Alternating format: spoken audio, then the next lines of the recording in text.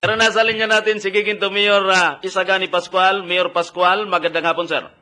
Magandang hapon sa iyo, Nildo. Kumusta na ba? Okay lang po. Kayo po, kamusta? Eto, mabuti naman. At ika nga, kaninin, tayo nung proklamasyon ni Brother Eddie. Okay. So, Mayor, marami po ang mga nagtatanong, sir, kasi tinutukan ninyo ang larangan ng edukasyon, tinutukan din ninyo ang kalusugan, katunayan, awardee ang Giginto sa isa sa pinakamahusay ang ginawa nito sa larangan ng nutrisyon.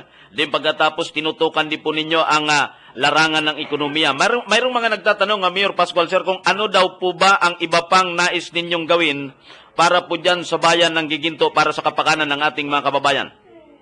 Ang proyekto natin hinaharap ngayon, Nildo, kung mapapansin mo, yung ika nga, yung housing project na sinatayo natin para sa mga empleyado natin sa ating pamahalaan at saka yung squatter na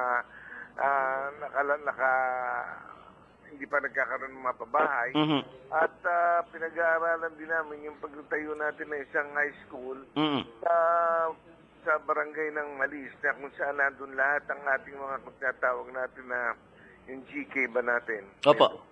So, dyan po sa plano ninyo, Mayor Pascual, sir, mayroon din kasing gusto ding malinawan kung kayo daw po ba ay talagang desidido pa na ituloy yung pagiging ama ng bayan ng Giginto para maituloy din yung mga magaganda daw plano po ng inyong administrasyon dyan po sa bayan ng Giginto. Oo naman, Nildo. At alam mo naman, gusto ko kasi na mabigyan pa ako ng isang pagkakataon para makumpleto natin itong ginagawa natin para sa ating mga kababayan, para sa ating bayan. Okay. Mayor, ano po ang apila ninyo sa ating mga kababayan? Lalo na po yung ilan na sa kabila ng inyong pagsusumakit at pagsasakripisyo dyan po sa bayan ng Giginto, tila hindi pa rin po nasisiyahan sa serbisyong ipinakikita po ninyo.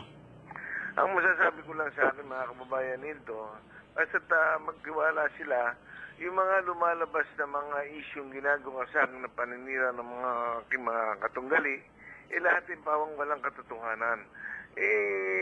Alam mo, ang ginagawa lang natin para sa ikabubuti ng ating mga kababayan, sana bigyan pa tayo ng pagtitiwala ng ating mga kababayan. Alam ko, alam naman nila na ang ginagawa natin para sa kanilang kapakanang lahat. Okay. Mayor, maraming salamat, sir. Magandang hapon.